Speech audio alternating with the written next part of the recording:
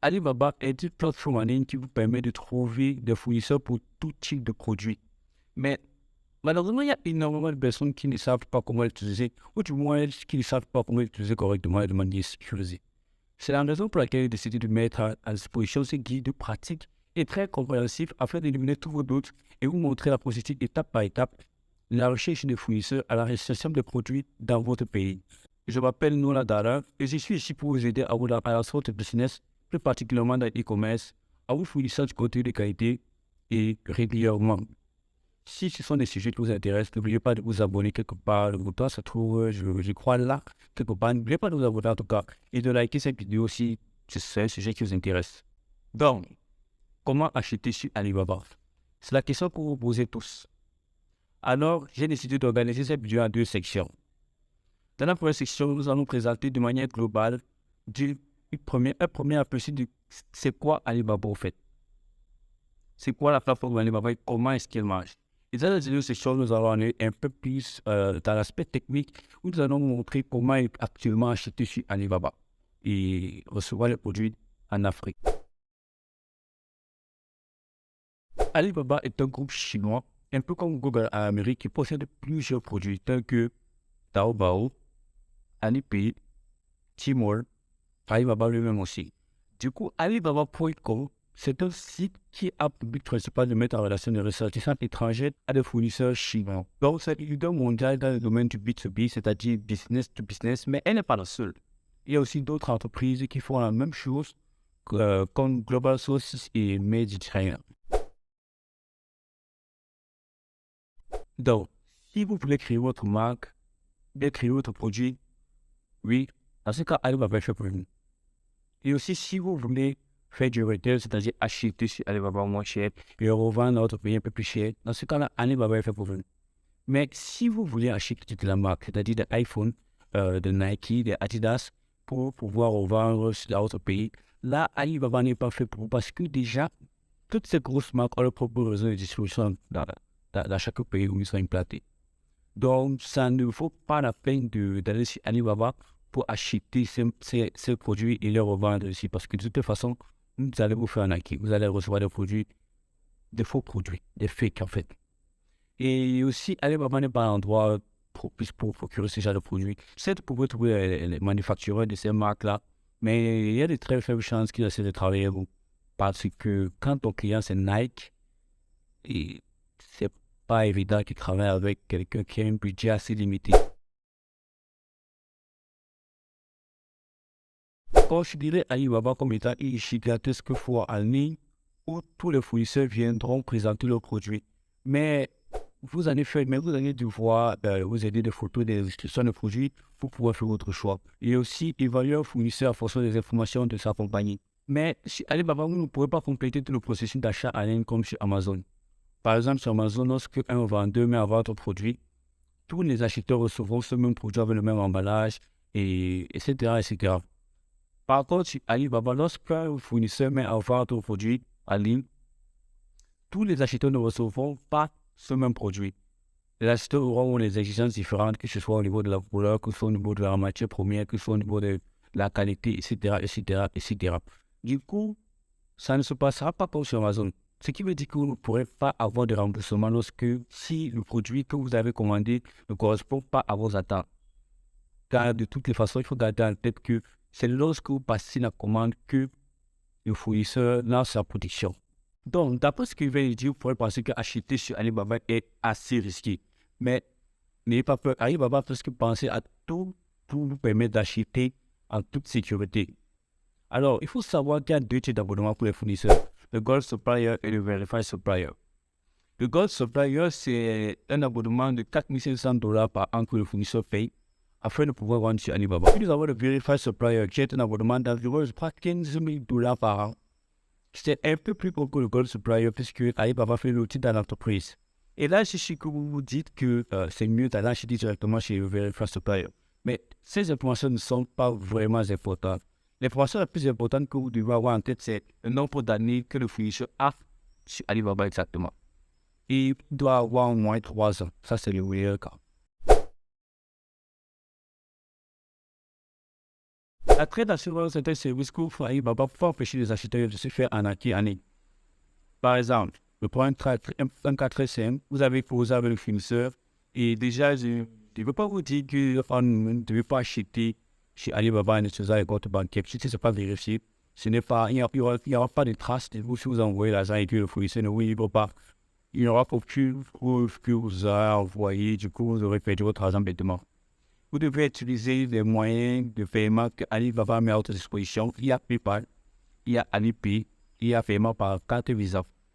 Du coup, qu'est-ce que la trade d'assurance? La trade d'assurance vous permettra de payer pas directement au fournisseur, mais à Alibaba qui va garder votre argent jusqu'à ce que le fournisseur vous livrera, bien livrera à votre transitaire. Et ça, c'est un sujet qu'on aura un peu plus tard, mais c'est mieux déjà de le savoir. Il existe 3 types de fournisseurs chez Alibaba. Les fabricants, les sociétés commerciales et les grossistes. Les sociétés commerciales et les grossistes vont acheter le produit chez le fabricant afin de vous revendre et prendre une marge. La différence entre les sociétés commerciales et les grossistes, c'est que les sociétés commerciales sont spécialisées dans certaines catégories de produits. Par contre, les grossistes, ils vendent tout et tout. Du coup, je suis sûr que vous êtes en train de vous dire il faut qu'on aille directement chez le fabricant pour fouiller un produit. Alors, je vais vous dire, ne vous attendez pas trop sur cette information. Les sociétés commerciales et les grossistes vont acheter chez le fabricant lorsque vous allez passer une commande chez eux. La différence entre la société commerciale et le grossiste, c'est que la société commerciale est spécialisée dans une catégorie de produits. Par contre, le grossiste, lui, il vend tout, absolument tout. Et là, je suis pour vous poser une question, c'est est-ce que je devrais acheter chez la société commerciale le grossiste? Pour le grossiste, oui, vous pouvez éviter parce qu'il n'est pas spécialisé quelque part. Du coup, il ne pourra pas vous offrir un service de qualité. Mais il faut au moins s'acheter chez le fabricant ou la société commerciale. Parce que la société commerciale peut avoir un meilleur prix que le fabricant. Ne me demandez pas comment, mais il peut avoir un meilleur prix puisqu'il peut avoir des arrangements et se faire des corrections derrière le produit. Du coup, ne vous attendez pas sur ces informations-là, puisque vous avez fait énormément de temps. Vous vous attendez plutôt sur ces 3 informations. Le prix, la qualité du produit et le service client. Si vous êtes arrivé jusqu'ici, déjà, je tenais à vous féliciter parce que c'est assez long. Il y a plusieurs informations qu'il fallait retenir. Et ce n'est pas tout le monde, vous pouvez être sûr, qui a pu suivre jusqu'ici. Alors, dans cette deuxième section, on va aborder l'aspect technique. Effectivement, comment acheter chez Alibaba, comment configurer le moyen de paiement et comment évaluer un fournisseur pour acheminer le produit depuis la Chine jusqu'en Afrique. Alors, si vous êtes prêts, let's go. Étape 1, la recherche d'un fournisseur. Alors, il y a 2 principales manières de trouver un fournisseur sur Alibaba. Il y a la recherche directe. Alors, vous allez entrer le nom de votre produit sur la barre de recherche d'Alibaba. Puis, vous allez commencer à parcourir tous les produits que vous verrez jusqu'à trouver un qui correspond à ce que vous espérez avoir. C'est-à-dire, vous allez rechercher un produit, parcourir tous les produits, trouver celui qui semble le plus adaptatif et commencer à contacter le fournisseur ou faire des recherches par rapport à ce fournisseur afin de l'évaluer. En deuxième option, nous avons les RFQ, c'est-à-dire Request for Quotation. Les RFQ sont bien plus spécifiques, sont bien plus précis, puisqu'ils vous permettront de pouvoir remplir un formulaire afin de préciser au fournisseur ce que vous voulez. C'est-à-dire vous allez remplir le nom du produit, le lien du produit, une description très détaillée du produit et éventuellement des photos du produit que vous voulez si vous en avez. Et si votre formulaire est bien rempli, est bien détaillé, les fournisseurs vous répondront, vous recevrez plusieurs réponses de différents fournisseurs. Mais dans le cas contraire, vous ne recevrez pas de réponse si votre formulaire n'a pas été bien rempli, mais s'il n'est pas assez détaillé. Puisqu'il faut savoir que les fournisseurs sur Alibaba n'ont droit qu'à 30 réponses au RFQ par mois. C'est-à-dire qu'ils ne gâcheront pas une réponse pour un formulaire qui a été mal rempli, qui n'a pas assez de détails. Du coup, je vous conseillerais d'utiliser cette méthode de RFQ si vous avez l'idée de ce que vous voulez déjà. Étape 2, identification du fournisseur. Après avoir soumis votre RFQ, vous recevrez plusieurs réponses de plusieurs fournisseurs différents. Entre 1 ou 2 heures, ça dépendra vraiment de la disponibilité de laquelle est soumis votre RFQ.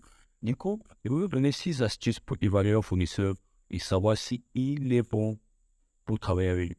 Première astuce, regardez son abonnement Alibaba. On a vu plus haut dans la première section, il y a 2 types d'abonnements, le Gold et le Verify Supplier. Du coup, moi, je vous donne mon avis, c'est serait de travailler avec des fournisseurs qui ont au moins 3 ans d'expérience sur la plateforme. Puisqu'avec eux, vous n'aurez pas de tracas, ils ont 3 ans d'expérience, c'est-à-dire qu'ils savent ce qu'ils font. Deuxième astuce, vérifiez le background des fournisseurs. Vous savez, en Chine, et dans les entreprises sont constituées de 4 éléments particuliers. Nous avons la localisation, le nom de l'entreprise, le champ d'activité et le type d'entreprise. C'est-à-dire que pour le même type de produit, fabricant ou société commerciale se trouveront dans la même ville ou même province, ce qu'on appelle généralement des zones industrielles. Et il est préférable d'acheter le produit dans ces zones industrielles-là pour le type de produit que vous avez sélectionné, car les fournisseurs sont plus professionnels, ils ont les prix plus compétitifs et ils ont meilleurs services de par la compétition qui règne dans ces zones-là. Et la manière que vous se trouve la zone industrielle pour votre produit, entre le nom du produit tout simplement et le titre par région. Vous allez trouver la raison qui est plus d'occurrence et de ce fait, vous accepterez le fournisseur qui se situe dans cette zone-là, puisqu'ils auront le produit de meilleure qualité de produit, de prix un peu plus compétitif pour un meilleur service. La troisième astuce, c'est de regarder la catégorie à laquelle le fournisseur se situe. Si un fournisseur commence à vendre des appareils électroniques et vend en même temps des brosses à dents, des cure-dents et tout ça, c'est pas un fournisseur fiable, c'est sans doute un grossiste. Vous voyez? Du coup, il n'est pas capable de vous offrir un service de qualité ou des produits de qualité. C'est mieux de travailler avec des fournisseurs qui sont spécialisés sur une catégorie uniquement. Du coup, vous pouvez apprendre pour travailler avec eux jusqu'à ce que votre business fleurisse, etc., etc. Quatrième astuce, il faut uniquement travailler avec des fournisseurs qui acceptent l'assurance commerciale. L'assurance commerciale, c'est la traite d'assurance et j'en ai parlé plus haut. Du coup, l'assurance commerciale, comme je l'ai dit plus haut, ça vous permettra d'éviter les arnaques, puisque vous ne paierez pas directement au fournisseur, vous paierez à Alibaba qui sera un peu comme un gage de confiance qui payera uniquement le fournisseur s'il vous a livré ou s'il a livré au transitaire. Du coup, travaillez uniquement avec les fournisseurs qui acceptent l'assurance commerciale. Si un fournisseur n'accepte pas l'assurance commerciale et que vous travaillez avec lui, c'est à vos risques et périls, vous serez hors du périmètre de protection d'Alibaba. Cinquième astuce, c'est de regarder les certifications de fournisseurs. Si un fournisseur n'a aucune certification, il serait préférable de ne pas travailler avec lui puisque il n'y a aucune garantie de qualité de produit. Il faut regarder les certifications européennes et les certifications américaines puisque ce sont des institutions qui fournissent ces certifications-là. Ces institutions sont venues faire un audit et ont attesté que ce fournisseur fournit des produits de bonne qualité. Sixième astuce, comparer le prix et les MOQ. Le MOQ, c'est Minimum Order Quantity, c'est-à-dire quantité minimale à commander. Vous avez sans doute compris que le prix n'est pas le facteur le plus important lorsque vous recherchez un fournisseur. Vous n'avez pas ça côté de très bon fournisseur juste parce que le prix qu'il avait affiché ne correspondait pas à ce que vous vouliez. Mais le MOQ était assez intéressant. Le MOQ, ça consiste en quoi? Vous allez voir un produit qui vaut 0,5 $, mais le MOQ est à 1000. C'est-à-dire qu'il faut commander au moins 1000 produits pour pouvoir avoir ce prix-là, cette réduction de 0,5 $. Et si vous diminuez le MOQ, ça peut passer à 1,5 $ le produit. Du coup, il faut vraiment faire attention à cela. Ne négociez pas avec un fournisseur si le MOQ ne correspond pas à ce que vous voulez ou si ce n'est pas aux alentours de ce que vous espérez. Certes, vous pouvez négocier la réduction MOQ, mais vous allez devoir augmenter le prix du produit en réalité. D'abord, confirmer le prix. Ici, vous devez confirmer plusieurs choses à le fournisseur, comme le prix du produit, la quantité commandée, le coût de l'emballage s'il y en a, et les frais d'expédition si vous n'avez pas les transitaires. Étape 4, demandez des exemptions. Les choses sont certaines, vous ne pouvez pas juger la qualité d'un produit juste en regardant les photos, elles peuvent être faites. Du coup, il est nécessaire d'investir un petit montant pour pouvoir avoir des exemptions et d'utiliser des moyens de transport tels que FedEx, DHL, qui vous permettront d'avoir le produit en 3 jours, 4 jours maximum. Et vous n'avez payer les frais d'expédition, négocier avec le fournisseur s'il peut vous donner les assurances gratuitement, ou bien s'il devait payer, parce que vous pouvez payer le fournisseur d'abord, payer les essentiels, et c'est lorsque vous passez le plus large commande que vous avez actuellement la possibilité de récupérer cet argent-là. C'est juste un petit dash pour lui, vous ne pouvez pas juste avoir des échantillons. Du coup, essayez toujours d'avoir des échantillons. Lorsque vous êtes sérieux sur une marque, lorsque vous êtes sérieux dans la création de produits, essayez toujours d'avoir des échantillons. Cinquième étape, placer la commande. Une fois que vous avez confirmé le prix avec le fournisseur et que tout est OK, le fournisseur doit généralement initier la commande. Et demandez-lui d'initier la commande avec le trait d'assurance. Parce que si ce n'est pas le trait d'assurance, vous allez payer par carte bancaire, par virement bancaire. Vous êtes hors de portée de la protection d'Alibaba. Du coup, demandez-lui d'initier un trait d'assurance. Le trait d'assurance, c'est un formulaire, généralement, vous allez devoir rappeler le nom, le produit, la quantité, généralement aussi la masse et l'adresse de votre transitaire.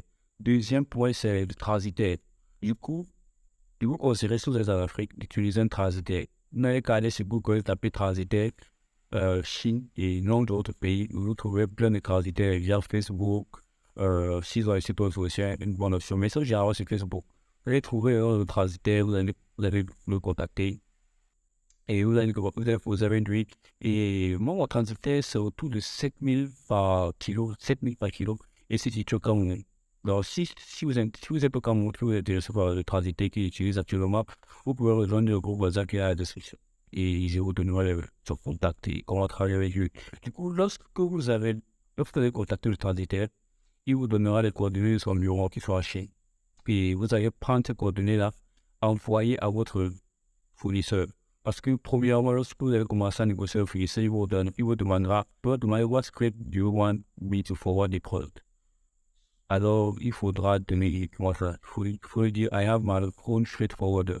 Et il a envoyé les informations du bureau de transitaire en indiquant votre nom et le numéro de téléphone. Adresse mail pour plus de précision. Vous devez lui demander de faire, vous devez lui demander de mettre, lorsqu'il vous a mis sur le paquet, vous devez lui demander de filmer. C'est très important parce que s'il ne met pas ça, lorsque le transitaire arrivera avec le paquet, il ne va pas savoir à qui appartient ce paquet. Mais les transitaires, généralement, vous pouvez les payer par la livraison. Et je vous conseille uniquement de payer la livraison. N'envoyez pas d'argent avant de vous faire livrer. Et un autre point très important, c'est le moyen de paiement. Chez Alibaba, il y a ces trois moyens de paiement principaux. Il y a Alipay, PayPal et Mastercard, Visa Card. PayPal n'est pas disponible en Afrique. Du coup, je vous conseillerais d'aller Mastercard, Visa Card. Et si vous avez carte bancaire, c'est plus facile, c'est simple. Si vous n'en avez pas, vous pouvez aller à la barre et acheter une carte bancaire. Mais je vous propose une option un peu plus moins chère qui va vous permettre de vous faciliter la vie. Vous utilisez une application qui vous permettra de générer des cartes virtuelles que vous pouvez recharger via des moyens de paiement locaux tels que Orange Money et Mobile Money.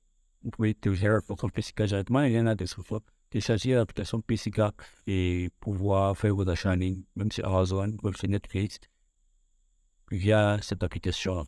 Donc, je suis fier de vous si vous êtes parvenu à la fin de cette vidéo, de ce guide qui vous a permis de vous montrer étape par étape le processus pour pouvoir acheter une retour de produits en Afrique. Si vous avez des questions, n'hésitez pas à aller dans les commentaires et poser vos questions. C'est avec grand plaisir que je répondrai. Et aussi, il y a le lien de e-book, comment acheter en Chine depuis l'Afrique. Dans le lien dans la description, en description, c'est totalement gratuit. Vous n'aurez qu'à remplir un petit formulaire. Vous recevrez un e-book qui donnera des informations détaillées. Parce que je ne vais pas faire cette vidéo de 7 euros. Cet e-book donnera des informations très détaillées. C'est un e-book de très bonne qualité avec de très bons contenus. Alors n'hésitez pas à aller. On se voit pour une prochaine vidéo. Ciao.